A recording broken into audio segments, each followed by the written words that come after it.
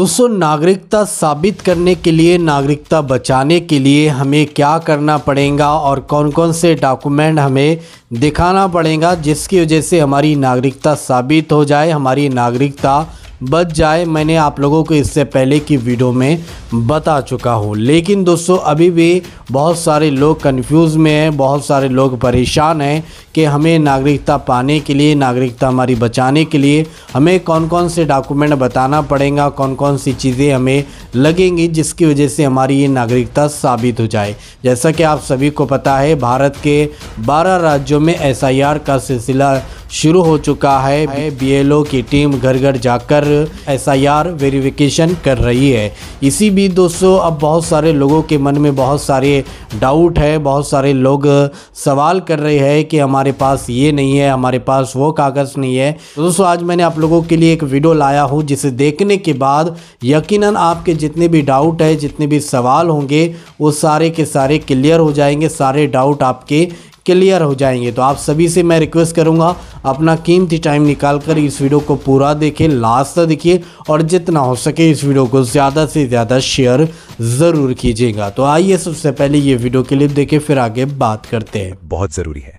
चुनाव आयोग ने सिर नाम का एक नया अभियान शुरू किया है जो सीधे तौर पर वोट देने के अधिकार से जुड़ा हुआ है।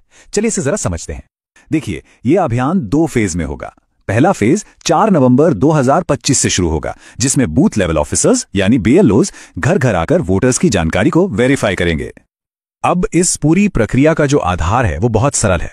2025 की जो वोटर लिस्ट है उसकी तुलना सीधे सीधे साल 2002 की लिस्ट से की जाएगी और इसी तुलना के आधार पर हर वोटर को ए से लेकर एफ तक 6 अलग अलग कैटेगरीज में बांटा जाएगा। मतलब 2002 की वो लिस्ट ही एक तरह से सब कुछ तय करने वाली है। तो सवाल ये उठता है कि किसी को कौन सी कैटेगरी मिलेगी। इसके लिए 2 मुख्य चीजें देखी जाएंगी। पहली, वोटर की उम्र और दूसरी, 2002 की वोटर लिस्ट में उनके परिवार का नाम है या नहीं। ठीक है, तो सबसे पहले ग्रुप को देखते हैं। ये लोग हैं जिनकी उम्र 38 साल या उससे ज्यादा है, यानी जिनका जन्म 1 जुलाई 1987 को या उससे पहले हुआ है।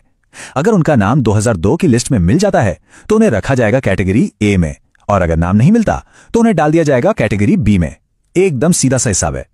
अच्छा, अब आते हैं दूसरे एज ग्रुप पर। यह है 22 से 38 साल के वोटर्स जिनका जन्म 2 जुलाई 1987 से 2 दिसंबर 2004 के बीच हुआ है।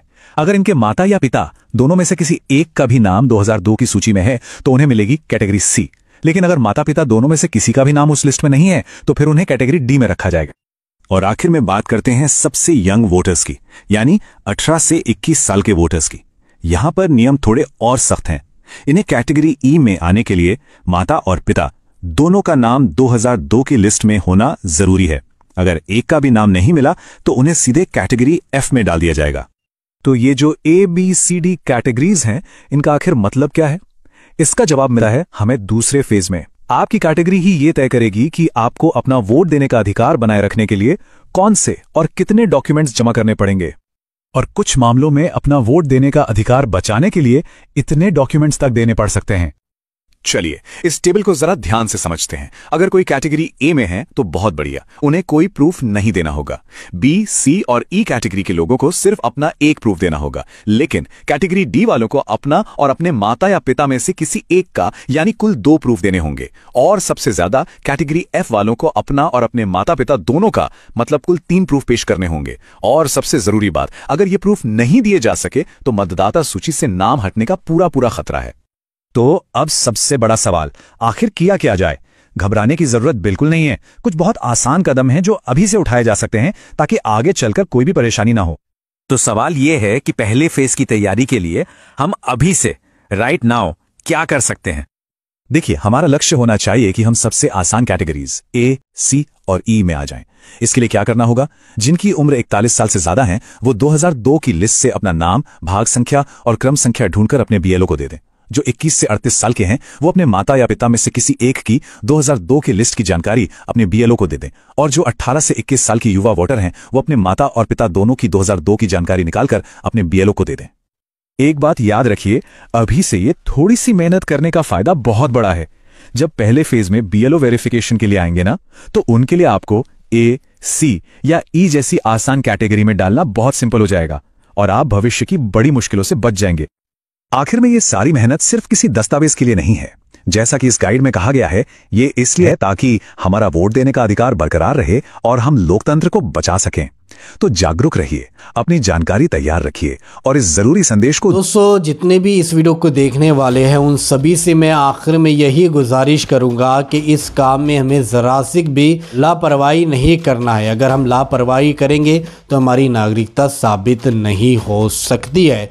दोस्तों 2003 की वोटर लिस्ट में अगर जिसका भी नाम है तो उनको घबराने की, परेशान होने की ज़रूरत नहीं है। अपने घर जो है बिना टेंशन के बैठे आपको कोई भी डॉक्यूमेंट नहीं बताना पड़ेगा। अगर 2003 की वोटर लिस्ट में अगर आपका नाम है तो आपको कुछ करने की ज़रूरत नहीं है। अगर 2003 के वोटर लिस्ट में अगर आपका नाम नहीं है तो आपको एक डॉक्यूमेंट बताना पड़ेगा।